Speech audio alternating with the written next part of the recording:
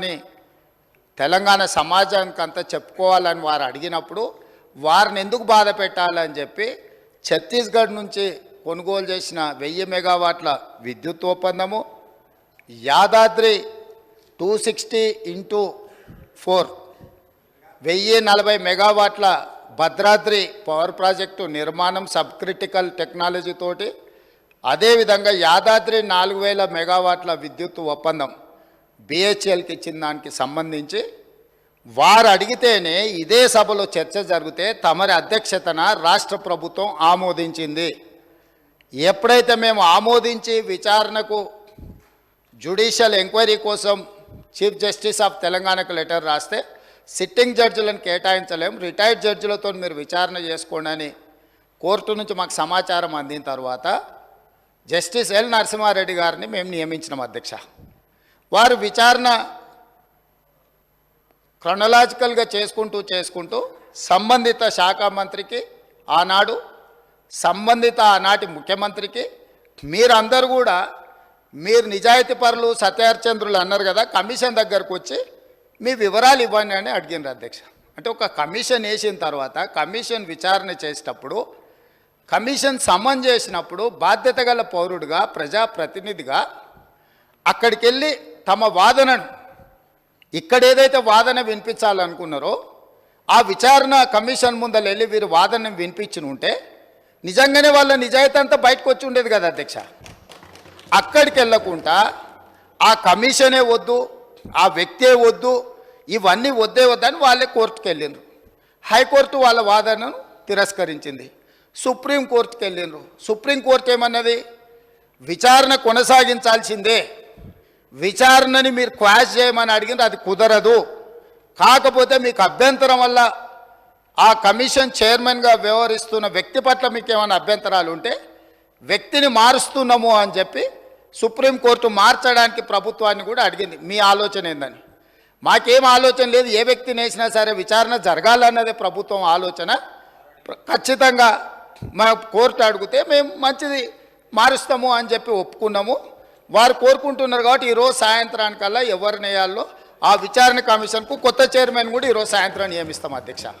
ఇక రెండవ పాయింట్, వాళ్ళేదో తెలంగాణకు విద్యుత్ వెలుగులు తెచ్చినట్టు, తద్వారా తెలంగాణ అంతా దగదగ మెరిసిపోతున్నట్టు ఇంకెంతకాలం ఊదరగొడతారు అధ్యక్ష? అధ్యక్ష, ఈ తెలంగాణ రాష్ట్రం ఉమ్మడి రాష్ట్రంలో హైదరాబాద్ నగరంలో పెట్టుబడులు తీసుకురావాలని, ఈ పెట్టుబడుల ద్వారా ఈ ఆనాటి ఉమ్మడి రాష్ట్రానికి ఆదాయం పెరగాలని చంద్రబాబు నాయుడు గారు ముఖ్యమంత్రిగా ఉన్నప్పుడు 24 గంటల విద్యుత్తు ఇవ్వాలి ఈ ప్రాంతంలో అని ఒక నిర్ణయం తీసుకున్నారు. డాక్టర్ వైఎస్ రాజశేఖర రెడ్డి గారు వచ్చిన తర్వాత దాన్ని ఇంకా విస్తరించి ఐటీ కంపెనీలకు కానీ హైదరాబాదు నగరానికి కానీ ఒక్క క్షణం కూడా విద్యుత్ కోతలు ఉండడానికి వీల్లేదు అని ఆనాడు తీసుకున్న నిర్ణయాల వల్ల నిరంతర విద్యుత్తు సరఫరా జరగడం వల్ల ఐటీ కంపెనీలు, ఫార్మా కంపెనీలు, hotel industry, food industry, sports అన్నీ నగరానికి వచ్చి ఈ నగరంలో ఒక అంతర్జాతీయ ఎయిర్పోర్టు, ఒక ఔటర్ రింగ్ రోడ్డు, హైటెక్ సిటీలు రావడం వల్ల హైదరాబాద్ నగరం విశ్వనగరంగా అవతరించి ఈనాడు తెలంగాణ రాష్ట్రానికి వస్తున్న ఆదాయంలో అత్యధిక భాగము ఆనాడు కాంగ్రెస్ పార్టీ యూపీఏ 1, యూపీఏ 2లో తీసుకున్న నిర్ణయాల వల్ల ఈ నగరానికి ఆదాయం పెరిగింది. కానీ రాష్ట్ర విభజన జరిగినప్పుడు విభజన నియమావళి ప్రకారం ఆస్తులు, అప్పులు జనాభా దామాష ప్రకారం పంచుకోవడానికి చట్టంలో అవకాశం ఉంది అధ్యక్ష. దాని ప్రకారమే 42% జనాభా ఉన్న తెలంగాణకు 42% అప్పులు, అదేవిధంగా 58% జనాభా ఉన్న ఆంధ్రప్రదేశ్కి 58% అప్పులు, ఆస్తులు పంపకాలు జరిగినాయి. కానీ విద్యుత్తులో మధ్యప్రదేశ్ విడిపోయినప్పుడు, జార్ఖండ్ మధ్యప్రదేశ్ నుంచి విడిపోయినప్పుడు, బీహార్ మధ్యప్రదేశ్ నుంచి కొంత ప్రాంతం విడిపోయినప్పుడు స్పష్టంగా ఛత్తీస్గఢ్, జార్ఖండ్ ఇవన్నీ రాష్ట్రాలు ఏర్పడినప్పుడు ఒక సమస్యను ఎదుర్కొన్నారు. ఆనాడు దిగ్విజయ్ సింగ్ గారు ముఖ్యమంత్రిగా ఉన్నప్పుడు చట్టంలో ఉన్న అంశం ఏంటంటే, విద్యుత్తు ప్రాజెక్టులు ఏ ప్రాంతంలో విద్యుత్తు ఉత్పత్తి చేసే సామర్థ్యం ఉన్నదో అవి ఆ ప్రాంతానికే ఇచ్చేసే విధానం ఉంది చట్టంలో. తద్వారా నాడు మధ్యప్రదేశ్ సీరియస్ పవర్ క్రైసిస్ని ఎదుర్కొన్నది. ఉత్పత్తి చేసేటివేమో కొత్తగా ఏర్పడ్డ రాష్ట్రానికి వెళ్ళిపోయినాయి. వినియోగం మొత్తం మధ్యప్రదేశ్లో ఉండడం వల్ల చాలా తీవ్రమైన విద్యుత్ సంక్షోభాన్ని ఎదుర్కొన్నది. అదే సందర్భంలో ఉమ్మడి రాష్ట్రంలో కిరణ్ కుమార్ రెడ్డి గారు కట్టెపుల్ల పట్టుకొని మొత్తం ఇవన్నీ చెప్పిండు. విడిపోతే తెలంగాణ చీకటి అయిపోతుంది, ఎందుకంటే నియమావళి ఇట్లు ఉన్నది కాబట్టి ఇది అటు పోతుందని. అప్పుడు తక్షణమే తెలంగాణ ప్రాంతం నుంచి పార్లమెంట్ సభ్యులు ఇక్కడనే ఉన్నారు, పొన్నం ప్రభాకర్ గారు, రాజగోపాల్ రెడ్డి గారు, అదేవిధంగా వివేక్ గారు, వీళ్ళందరూ కలిసి నిజంగానే ఈ విధానం వల్ల తెలంగాణకు నష్టం జరుగుతుంది, ఈ ఉత్పత్తి చేసే సామర్థ్యం అంతా ఆంధ్రప్రదేశ్లో ఎక్కువ ఉంది, తెలంగాణలో తక్కువ ఉంది, అందుకే తెలంగాణ ఉద్యమం వచ్చింది కాబట్టి ఈ విధానంతో ముందుకు వెళ్తే తెలంగాణకు నిజంగానే చీకటి రోజులు వస్తాయి, దీన్ని సరిదిద్దాలి అని చెప్పి వీళ్ళందరూ కలిసి ఆనాడు కేంద్ర మంత్రి జైపాల్ రెడ్డి గారి దగ్గర వెళ్ళి కూర్చున్నారు. అధ్యక్ష, జైపాల్ రెడ్డి గారు అప్పుడు అందరితో చర్చించి తెలంగాణలో విద్యుత్ రంగ నిపుణులతో మాట్లాడి ఏం చేస్తే బాగుంటుంది అని అంటే ఒక సవరణ తీసుకురావాలి. ఏంది? ఉత్పత్తి ప్రాతిపదికన విభజన జరగకూడదు, వినియోగం ప్రాతిపదికన విభజన జరిగినప్పుడు ఉమ్మడి రాష్ట్రంలో తెలంగాణ ప్రాంతానికి అత్యధికంగా ఏదైతే విద్యుత్ వినియోగం జరుగుతున్నదో వినియోగ ప్రాతిపదికన మనకు విభజన జరిగితే తెలంగాణకి ఎలాంటి ఇబ్బంది ఉండదు అని చెబితే హుటాహుటిన జైపాల్ రెడ్డి గారు సోనియా గాంధీ గారి దగ్గరికి, మన్మోహన్ సింగ్ గారి దగ్గరికి వెళ్ళి హైదరాబాద్తో కూడుకున్న తెలంగాణ రాష్ట్రం ఇచ్చిన మనం తెలంగాణకు విద్యుత్తు ఒకవేళ కొరత ఏర్పడితే తెలంగాణ రాష్ట్రం అభివృద్ధి కుంటుపడుతుంది, కుప్పగూలుతుంది అని చెప్పి జైపాల్ రెడ్డి గారు వెళ్ళి కన్విన్స్ చేసి రాష్ట్రం ఏర్పడిన తర్వాత స్పీకింగ్ ఆర్డర్ ఇప్పించండి. అధ్యక్ష, విభజన చట్టంలో లేని, రాజ్యాంగంలో లేని ప్రత్యేకమైన మినహాయింపు ఒక్క తెలంగాణ రాష్ట్రానికి ఆనాడు ఇక్కడ ఉన్న ఎమ్మెల్యేలు, ఆనాడు ఎంపీలుగా పోయి జైపాల్ రెడ్డి గారితో మాట్లాడితే జైపాల్ రెడ్డి గారు కేంద్ర మంత్రిగా ప్రధానమంత్రి మన్మోహన్ సింగ్ గారిని, యూపీఏ చైర్పర్సన్ సోనియా గాంధీ గారిని ఒప్పించి వినియోగం ప్రాతిపదికన 53.46% అంటే దాదాపుగా 54% తెలంగాణ రాష్ట్రానికి, 46% ఆంధ్రప్రదేశ్ రాష్ట్రానికి. వాస్తవంగా ఉత్పత్తి సామర్థ్యం ప్రకారం చూసుకుంటే 36% తెలంగాణలో ఉండే, 64% ఆంధ్రప్రదేశ్లో ఉండే. విభజన చట్టం ప్రకారం తెలంగాణకు 36% వచ్చే విధంగా, ఆంధ్రప్రదేశ్కి 64% వచ్చే విధంగా ఉంటే జైపాల్ రెడ్డి గారు తీవ్రమైన కృషి చేసి తెలంగాణ రాష్ట్రానికి 53.46% ఇప్పించి కేంద్ర ప్రభుత్వాన్ని నుంచి ఆదేశాలు ఇప్పించి ఆనాడు తెలంగాణ రాష్ట్రాన్ని చీకట్ల నుంచి కాపాడింది. అధ్యక్ష, ఇక్కడ కూర్చున్న వాళ్ళు పొంకనాలు కొడుతున్నాడు ఎవడేం చేయలే. అదేవిధంగా ఆనాడు నేను తెలుగుదేశంలో ఉన్న ఎమ్మెల్యేగా ఇదే సభలో ఇక్కడనే చంద్రశేఖరరావు గారు ముఖ్యమంత్రిగా ఉంటే అక్కడ ప్రతిపక్ష నాయకుడిగా విద్యుత్తు మీద చర్చ జరిగింది. ఆనాడు సమాధానం చెప్పలేక తెలంగాణకు చీకటి రోజులని పేపర్లు కింద కొట్టి ఆనాడు స్పీకర్ గారికి ఇక్కడి నుంచి హుకుం జారీ చేసి మార్షల్స్ను పెట్టి నా నీడ్చి బయటపడేపించింది. అధ్యక్ష, రికార్డులు తీయండి. 2014-15 సందర్భంగా ఆనాడు ఇదే సభలో జరిగిన చర్చలో చంద్రశేఖరరావు గారు ఏ విధంగా సభను తప్పుదోవ పట్టిస్తుండు, ఏ విధంగా ప్రజల్ని మభ్యపెడుతుండు, ఏ రకంగా కాంగ్రెస్ పార్టీ ఆ రోజు నేను తెలుగుదేశంలో ఉన్నా నేను స్పష్టంగా చెప్పిన ఆ రోజు రికార్డులు తీయండి. అధ్యక్ష, మీరు సభను వాయిదాయండి, అవసరమైతే ఆ రికార్డులు తీద్దాం. నేను ఆ రోజు చెప్పిన సోనియా గాంధీ గారి దయ వల్ల, జైపాల్ రెడ్డి గారి కృషి వల్ల తెలంగాణ రాష్ట్రానికి విద్యుత్ సంక్షోభం నుంచి గట్టెక్కింది. నేను తెలుగుదేశం ఎమ్మెల్యేగా ఉన్నా వాస్తవాలను చెప్పాలి అని చెప్పి అక్కడి నుంచి నేను తెలుగుదేశం ఎమ్మెల్యేకి సభలో మాట్లాడితే ఈ సభ్యుడు వాళ్ళని పొగడతాడా, మార్షల్స్ని పెట్టి ఈడ్చి బయట పడేయండి, నన్ను ఈడ్చి బయట పడేపించండి. అధ్యక్ష, ఈరోజు మీ ద్వారా తెలంగాణ సమాజానికి ఈరోజు నేను చెప్పదలుచుకున్న అధ్యక్ష, ఆ రకంగా తెలంగాణ రాష్ట్రాన్ని విద్యుత్ సంక్షోభం నుంచి ఆనాడు జైపాల్ రెడ్డి గారు, సోనియా గాంధీ గారు, మన్మోహన్ సింగ్ గారు కాపాడినరు.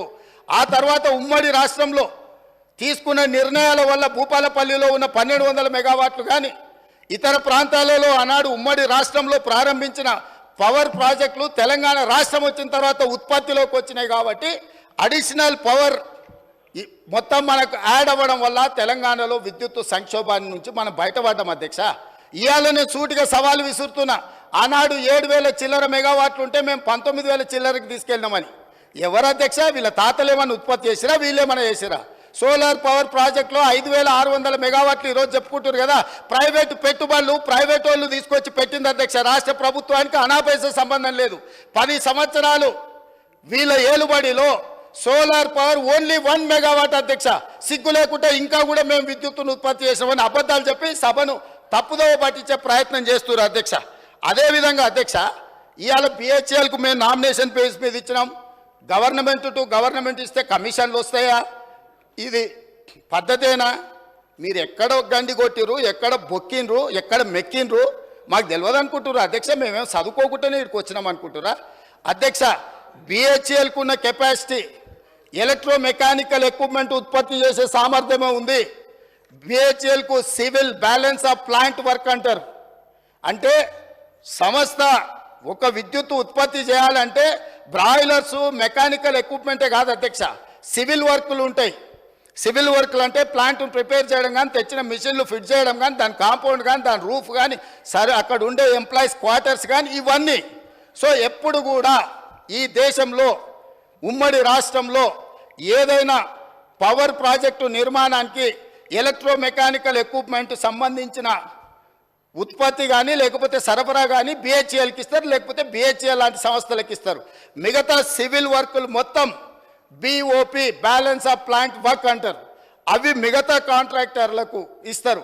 వీళ్ళిద్దరు సమన్వయం చేసుకొని విద్యుత్ శాఖ అధికారులు ఇంజనీర్ల పర్యవేక్షణలో సివిల్ వర్కులు చేసే కంపెనీ సివిల్ వర్కులు చేస్తుంది, ఎలక్ట్రో మెకానికల్ ఎక్విప్మెంట్ చేసే పని చేస్తారు. ఆ రెండింటిని కలిపి ప్రాజెక్టులు నిర్మిస్తారు అధ్యక్ష. ఇప్పటివరకు దేశంలో జరిగింది. కానీ తెలివితేటలు గల్లోళ్ళు ఎట్లయితే కొట్టేయాలనో తెలిసిన వాళ్ళు వీళ్ళు తెలివితేటలన్నీ ప్రదర్శించి G2G బిహెచ్ఎల్కి ఇస్తున్నాం అనే నెపం మీద ఏదైతే అంచనాల రేట్ల ప్రకారం వీళ్ళు డైరెక్ట్గా బిహెచ్ఎల్కి ఇచ్చారు అధ్యక్ష. బిహెచ్ఎల్కు 4000 మెగావాట్లు దాదాపు 29,000 చిల్లర కోట్లు. నేను సబ్జెక్టు కరెక్షన్ నేను రికార్డు మళ్ళీ తీసుకొని చెప్తా అధ్యక్ష. ఆనాడు ఒప్పందం చేశారు. బిహెచ్ఎల్ నుంచి వీళ్ళ బినామీలు, వీళ్ళ బంధువులు, వీళ్ళకి కావాల్సిన వాళ్ళు సివిల్ వర్కులు మొత్తం మళ్ళీ బిహెచ్ఎల్ నుంచి వాళ్ళ కాంట్రాక్ట్ ఇచ్చారు అధ్యక్ష. ఈరోజు విచారణకి ఇస్తే ఎందుకు గుండెలు బాదుకుంటారు అధ్యక్ష?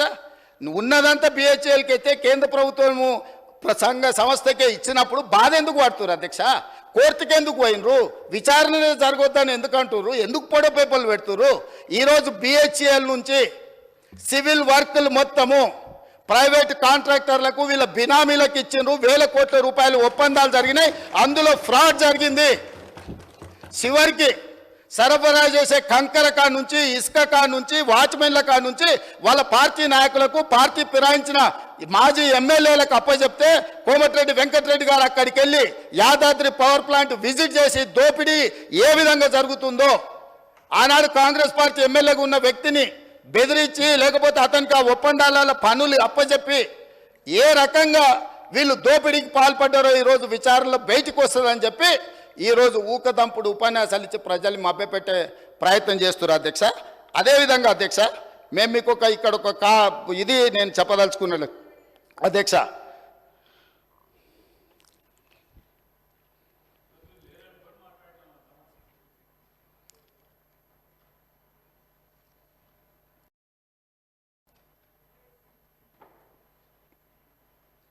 రెండు 2400 మెగావాట్ల పవర్ ప్రాజెక్ట్ టెండర్ పిలిస్తే BHEL Korean company, BHEL company, ఇంకొక కంపెనీ టెండర్లో పార్టిసిపేట్ చేసింది అధ్యక్ష. జార్ఖండ్లో 18% లెస్. సేమ్ తెలంగాణలో ఏ తారీఖు నాడైతే అంచనా రేట్లకు తెలంగాణ ప్రభుత్వం బిహెచ్ఎల్కు కాంట్రాక్ట్ ఇచ్చిందో సేమ్ సమయంలో నేను తారీఖు కూడా మీకు చెప్తా అధ్యక్ష. 2017 అధ్యక్ష, జూలై 18, 2017 సేమ్ సందర్భంలో జార్ఖండ్ ప్రభుత్వము క్లియర్గా 2400 మెగావాట్ల విద్యుత్ ఉత్పత్తి చేసే టెండర్ పిలిస్తే, సూపర్ క్రిటికల్ టెండర్ మీద వాళ్ళు టెండర్ పిలిస్తే బిహెచ్ఎల్, దుసాన్ అనే కొరియన్ కంపెనీ, ఎల్ఎన్టీ కంపెనీ 3 టెండర్ల కాంపిటీషన్లో పాల్గొన్నాయి అధ్యక్ష. ఇదే బిహెచ్ఎల్ 18% లెస్ కోట్ చేసి ఆ వర్క్ తీసుకున్నది అధ్యక్ష. ఈరోజు టెండర్ జరిగితే బిహెచ్ఎల్ కాంపిటీట్ చేసి జార్ఖండ్ రాష్ట్రంలో 18% లెస్లా సూపర్ క్రిటికల్ 2400 మెగావాట్ల పవర్ ప్రాజెక్టు టెండర్ అక్కడ తగ్గించుకుంటే ఇక్కడ రేట్లకు వీళ్ళు ఒప్పందం చేశారు. అంటే 18% లెస్లో తెలంగాణలో వర్కులు చేయడానికి అవకాశం ఉన్న పవర్ ప్రాజెక్టును 4000 మెగావాట్ల విద్యుత్ పవర్ ప్రాజెక్టును బిహెచ్ఎల్కి అప్పచెప్పి ఏం చెప్పిండ్రు అధ్యక్ష ఆ రోజు? 2.5 సంవత్సరాలలో తెలంగాణలో విద్యుత్ ఉత్పత్తి చేసేది ఉన్నది కాబట్టి మేము బిహెచ్ఎల్కి ఇచ్చినామన్నారు. 9 ఏళ్ళు అయింది అధ్యక్ష టెండర్ ఇచ్చి, 9 ఏళ్ళు అయినా ఇంతవరకు ఉత్పత్తి మొదలు కాలేదు అధ్యక్ష. ఆనాడు 7 కోట్లకు పర్ మెగావాట్ విద్యుత్ ఉత్పత్తి చేస్తామని ఒప్పందం చేస్తే ఇవాళ 10 కోట్ల రూపాయలకు పెరిగింది అధ్యక్ష అంచనా. కొన్ని వేల కోట్ల రూపాయల కుంభకోణం జరిగింది. కుంభకోణానికి కారణం అక్కడ మాట్లాడేటైనా వాళ్ళ గురువు గారు దోపిడీకి ఏ విధంగా మొత్తం రాష్ట్రాన్ని జొర్రేయచ్చో, ఏ విధంగా దోసుకోవచ్చో వీళ్ళు చేసిన ప్రయత్నాలను, అది ఛత్తీస్గఢ్ నుంచి పవర్ పర్చేజ్ అగ్రిమెంట్లో జరిగిందేంది, భద్రాద్రిలో సబ్ క్రిటికల్ టెక్నాలజీ, గుజరాత్కు సంబంధించిన ఇండియా బుల్ అనే కంపెనీ సబ్ క్రిటికల్ టెక్నాలజీతోని 1000 మెగావాట్స్కు పర్చేజ్ అగ్రిమెంట్ ఇచ్చింది అధ్యక్ష బిహెచ్ఎల్కు. ఆ తర్వాత 2011లో కేంద్ర ప్రభుత్వం ఒక యాక్ట్ తీసుకొచ్చింది, పార్లమెంటులో అమెండ్ చేసి 2013 సంవత్సరం లోపల దేశంలో ఉన్న అన్ని సబ్ క్రిటికల్ టెక్నాలజీ పవర్ ప్రాజెక్టులను అన్నిటిని కూడా సూపర్ క్రిటికల్కు మార్చుకోవాలి. కొత్తగా నిర్మాణం చేయబోయే ప్రాజెక్టులు కూడా super critical technology. Sub critical technology అంటే నేను సింపుల్గా చెప్పదలుచుకున్నా అధ్యక్ష, సబ్ క్రిటికల్లో నువ్వు బొగ్గు పోసి ఉత్పత్తి చేస్తే బూడిద బొచ్చడు వస్తుంది, విద్యుత్ తక్కువ వస్తుంది అధ్యక్ష, కాలుష్యం ఎక్కువ వస్తుంది అధ్యక్ష. సో కాలుష్యాన్ని నియంత్రించడానికి, విద్యుత్ ఉత్పత్తి సామర్థ్యాన్ని పెంచడానికి, బూడిదను తగ్గించడానికి ఆ కాలం జల్లిన సబ్ క్రిటికల్ టెక్నాలజీని ఆపేసి సూపర్ క్రిటికల్లో బూడిద తక్కువ, విద్యుత్ ఎక్కువ, కాలుష్యం నియంత్రించవచ్చని సూపర్ క్రిటికల్కి వెళ్ళమని మన్మోహన్ సింగ్ గారు కేంద్ర ప్రభుత్వం చట్టం తీసుకొచ్చింది. చట్టం తీసుకొచ్చి కట్ ఆఫ్ డేట్ కూడా ఇచ్చింది. 2011లో చట్టాన్ని చేసినప్పుడు 2013 ఆఖరి వరకు ఇవన్నీ కూడా మార్చాలి కొత్తయని. ఈ పీరియడ్లో ఇండియా బుల్స్ అనే గుజరాత్ కంపెనీ బిహెచ్ఎల్కి పర్చేజ్ ఆర్డర్ ఇచ్చి కొనుగోలు చేసినాక యాక్ట్ మారింది. యాక్ట్ మారినాక వాళ్ళు అక్కడ ప్రారంభించలేకపోయారు, అది అక్కడ ఉండిపోయింది. వాళ్ళు వెనక్కి వెళ్ళి బిహెచ్ఎల్ను మేము కట్టిన పైసలు మాకు వాపస్ ఇవ్వండి అని అడిగారు. అప్పుడు బిహెచ్ఎల్ ఏమన్నది, మీరు పర్చేజ్ ఆర్డర్ ఇచ్చిండ్రు, మేము ఆల్రెడీ మిషన్లు తయారు చేసి ఆడ పెట్టినాం, ఇప్పుడు మీ డబ్బులు మీకు వెనక్కి ఇవ్వడానికి లేదు, మిగతా బ్యాలెన్స్ కూడా మాకు కట్టాల్సిందని వాళ్ళు అన్నారు. అప్పుడు బిహెచ్ఎల్ని ఏం చేయాలంటే, ఎవడైనా తలమాసినోడు, ఎవడైనా రాష్ట్రాన్ని దిగమింగటోడు దొరికితే బక్రాగాన్ని తీసుకొచ్చి మాకు అప్పచెప్పు, ఆ బక్రాగాన్ని నెత్తి మీద ఇవన్నీ పెడతాం, నువ్వు నీ పైసలు తీసుకొని పోని. అప్పుడు ఆ బక్రా ఎవరైనా అంటే అక్కడ మాట్లాడటాయన అయిండు, కమిషన్ల కక్కుర్తి పడి ఇండియా బుల్ నుంచి 1000 కోట్లు మెక్కి కాలం జల్లిన సబ్ క్రిటికల్ టెక్నాలజీని బిహెచ్ఎల్ నుంచి మేము కొనుగోలు చేస్తామని వీళ్ళు వెళ్ళి ఒప్పందాలు చేసుకున్నాక వీళ్ళు పేమెంట్లు బిహెచ్ఎల్ చేస్తే బిహెచ్ఎల్ ఇండియా బుల్స్ గుజరాత్ కంపెనీకి పైసలు వాపసు ఇచ్చింది అధ్యక్ష. అంటే ఇండియా బుల్స్కు వీళ్ళకు మధ్యలో జరిగిన ఒప్పందం, జరిగిన అవినీతి లావాదేవీలు, చీకటి వ్యాపారాలు, దాంట్లో భాగంగానే ఇండియా బుల్స్ కంపెనీని బెయిల్ అవుట్ చేయడానికి వీళ్ళు బిహెచ్ఎల్ దగ్గరకు పోయి కాలం జల్లిన టెక్నాలజీని నామినేషన్ బేసిస్ మీద బిహెచ్ఎల్కి ఇచ్చి తెచ్చిండ్రు అధ్యక్ష. ఎన్ని నెలలలో వీళ్ళు కంప్లీట్ చేస్తాం, రెడీగా ఎక్విప్మెంట్ రెడీగా ఉంటే 2 ఏళ్ళు 18 నెలల్లో పూర్తి చేస్తాం అన్నట్టున్నారు అధ్యక్ష. ఒకసారి ఆ రికార్డు కూడా మళ్ళీ ఇస్తా. ఆ రోజు అన్నాడు ఇక్కడి నుంచే, మేము అర్జెంటుగా తెలంగాణలో విద్యుత్ కోతల్ని నివారించడానికి ఈ సబ్ క్రిటికల్ టెక్నాలజీని కూడా మేము తీసుకున్నాం, అవసరమైతే ఎన్ని వేల కోట్లు ఖర్చు అయినా తెలంగాణకు మేము విద్యుత్ ఇవ్వదలుచుకున్నాం అని చెప్పి ఇచ్చిండు అధ్యక్ష. కానీ భద్రాద్రి కొత్తగూడెంలో నిర్మించిన భద్రాద్రి పవర్ ప్రాజెక్ట్ ఎన్నేళ్ళకు పూర్తయింది అధ్యక్ష? ఇవాళ కూడా నీళ్ళు వస్తే నీళ్ళలో మునుగుతుంది అధ్యక్ష. కట్టాల్సింది ఎక్కడ కట్టాలనో అక్కడ కట్టలే, తీసుకోవాల్సిన అనుమతులు తీసుకోలే, పర్యావరణ అనుమతులు తీసుకోకపోవడం వల్ల ఎన్జీటీ 16 మంది అధికారులను ప్రాసిక్యూట్ చేయమని ఆర్డర్ ఇచ్చింది అధ్యక్ష. వీరు పుణ్యమా అని పనిచేసిన అధికారులు జైలుకు పోయే పరిస్థితి వస్తే ఇవాళ రిటైర్ అయినరు, వాళ్ళు బిచ్చమెత్తుకొని తిరిగే పరిస్థితి వచ్చింది అధ్యక్ష వీళ్ళు చేసిన తప్పుడు పనికి. సో ఇవాళ భద్రాద్రి కూడా దాదాపుగా 6.5 కోట్లకు పర్ మెగావాట్ ఉత్పత్తి చేయాల్సింది 10 కోట్ల రూపాయలకు అంచనా పెరిగింది. 1000 మెగావాట్ల విద్యుత్ ప్రాజెక్ట్ 6,000 కోట్ల రూపాయలతో పూర్తి చేయాల్సింది, ఇవాళ దాని అంచనా 10,000 కోట్ల రూపాయలకు పెరిగింది. 2 ఏళ్లలో పూర్తి చేయాల్సిన పని 8 ఏళ్ళు పట్టింది అధ్యక్ష. ఇది వీళ్ళ ఘనకార్యం. యాదాద్రి సేమ్ బిహెచ్ఎల్కి ఇచ్చి బిహెచ్ఎల్ నుంచి వెనకంగా సివిల్ వర్కులు మొత్తం వాళ్ళ బినామీలకు టెండర్లు ఇప్పించుకొని 1000 కోట్ల రూపాయల కుంభకోణం పాల్పడ్డారు అధ్యక్ష. ఇవాళ ఇట్లాంటి తప్పుడు పనులు చేసి ఈ తప్పుడు పనుల మీద ఇవన్నీ ఎవరికి తెలియదు అనుకొని అక్కడి నుంచే నిలబడి బుకాయించారు. బుకాయిస్తే నేను లేచి అయ్యా మరి మీరు ఇంత నిజాయితీ పరులు కదా, సత్యహరిచంద్రుని సొంత తమ్ముళ్ళు కదా మీరు, మీకు ఒక మంచి అవకాశం ఇచ్చినాం, నిరూపించుకోండి, మీకంటే ఇంతకంటే మంచి అవకాశం ఏముంటుంది, మీరు నిరూపించుకోండి అని విచారణకు ఆదేశించిన అధ్యక్ష. వారి కోరిక మేరకు ఆదేశించిన. మేము అనలే, మేము చెప్పినాం ఏ అవినీతి జరిగిందని మా వెంకటరెడ్డి గారు చెప్పినారు. సరే వారి నెంబర్లు ఎక్కువ తక్కువ చెప్పారు, వాస్తవం తెలిసిన ఆయన ఆ నెంబర్ ఒప్పుకుంటలేడు. పోనీ వెంకటరెడ్డి గారు 10,000 20,000 కోట్లు అన్నాడు. వారు ఏం చెప్పాలి, మేము 20,000 కోట్లు తినలేదా, 15,000 కోట్లు తిన్నాం, మేము అట్లా కాదు, మేము సత్యహరిచంద్రుని వారసులం, నిజం చెప్తాం, తిన్న 10,000 ఎంతో చెప్పాలి కదా అధ్యక్ష. మొత్తం విచారణకిచ్చి లైన్ పెట్టి కమిషన్ చైర్మన్ నోటీసులు ఇచ్చి క్రొనలాజికల్గా విద్యుత్ రంగ నిపుణులు రఘుతో సహా పోయి మొత్తం వివరాలు అక్కడ ముందలు పెట్టినాక వీళ్ళకి అర్థమైపోయింది. ఏమని, మేము దొరికిపోయినాం, మా దోపిడీ బయటపడ్డది, మేము గ్యారంటీగా జైలుకి వెళ్ళాల్సిన పరిస్థితి వస్తుందని చెప్పి కమిషన్ మీదనే ఆరోపణలు చేసి కమిషన్కు వ్యతిరేకంగా కోర్టుకు పోయారు అధ్యక్ష. ఏమని, అసలు విచారణే వద్దని, విచారణ కావాలనేది వాళ్ళే. ఇప్పుడు మాట్లాడుతున్న మాజీ మంత్రి గారే విచారణ అడిగిండు, వాళ్ళ మాజీ ముఖ్యమంత్రి గారు నాకు విచారణ వద్దు, ఎందుకంటే సెగ తలగంగానే ఆయన వద్దని కోర్టుకు పోయింది. కోర్టు ఏమన్నది అధ్యక్ష, చివరికి కమిషన్ విచారణ జరగాల్సిందే, మీకు అభ్యంతరం ఉన్న చైర్మన్ గారిని మేము మారుస్తున్నాము అని అన్నాడు. ఇప్పుడు ఆ వాస్తవాలు విచారణలో ఉండగా మేము బిహెచ్ఎల్కి ఇస్తే ఎట్లా తీసుకుంటామని అడుగుతున్నారు అధ్యక్ష. బిహెచ్ఎల్ సివిల్ పనులు ఎప్పుడైనా చేసింది అధ్యక్ష, వాళ్ళకి అనుభవం ఉందా? BHEL heavy electrical limited company అధ్యక్ష, ఎలక్ట్రికల్ మెకానికల్ ఎక్విప్మెంట్ మాత్రమే వాళ్ళు తయారు చేస్తారు, వాళ్ళు సివిల్ పనులు చేయరు.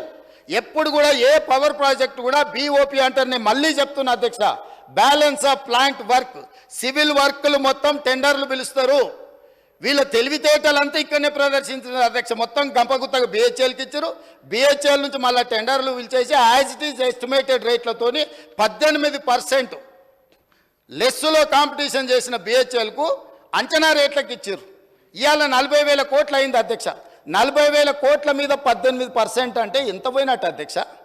దాదాపుగా 8,000 కోట్లు 9,000 కోట్ల రూపాయలు ఇవాళ తెలంగాణ రాష్ట్రానికి విద్యుత్ శాఖకు ఇవాళ నష్టం వచ్చింది. ఎవరు బాధ్యత తీసుకోవాలి అధ్యక్ష? దీనికి దోపిడీ చేసిన వాళ్ళు కాకపోతే ఎవరు తీసుకుంటారు అధ్యక్ష? ఇవాళ తెలంగాణకు చీకట్లు లేవు అంటే ఆనాడు సోనియా గాంధీ గారు, మన్మోహన్ సింగ్ గారు మనకు 53.46% ఇచ్చిండ్రు. ఆంధ్రప్రదేశ్లో రాజు కేసు వేస్తామంటే ఇవాళ ఆయన లేడు, దయాకర్రావు గారు.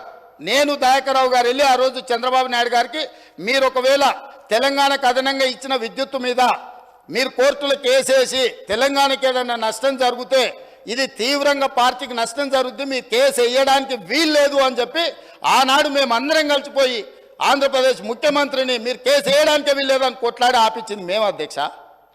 ఆయన ఏందో ఆయన గురువు, ఈయన గురువు, ఆయన గురువులకు పంగనామాలు పెట్టే లక్షణం మీది.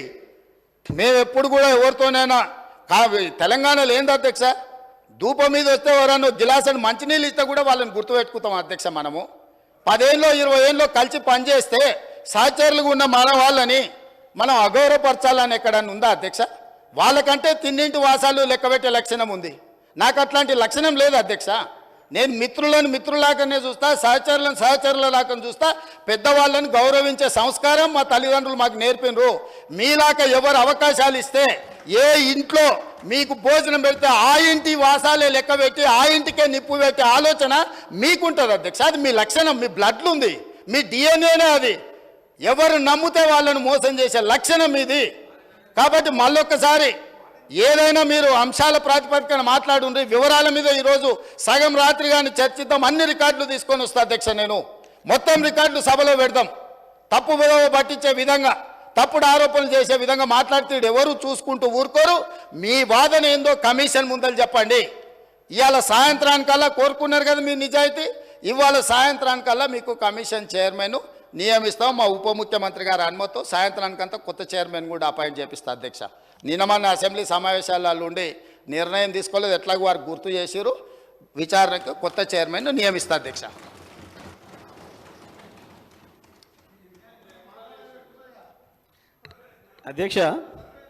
అధ్యక్ష ఇప్పుడు వారు మాట్లాడేదానికి ప్రత్యక్షానికి నేను మాట్లాడతా. ఈ సమయాన్ని నా జనరల్ సమయం తీసేయండి. ఇక ఆయన ఉక్రోషం ఏందో నా ఉక్రోషం ఏందో ప్రజలు చూసారు వాళ్ళ రాష్ట్రంలో. ఎందుకు అంతగానో ఆవేశపడ్డాడో, ఎందుకు మళ్ళీ జైలు జీవితం గుర్తు చేసుకుంటున్నాడో చెర్లపల్లి జైలు జీవితం వారికి అనుభవం కాబట్టి మళ్ళీ మళ్ళీ గుర్తు చేసుకుంటున్నట్టున్నాడు పాపం. మళ్ళీ ఎట్లా గాడికి వస్తా అనుకుంటున్నాడు.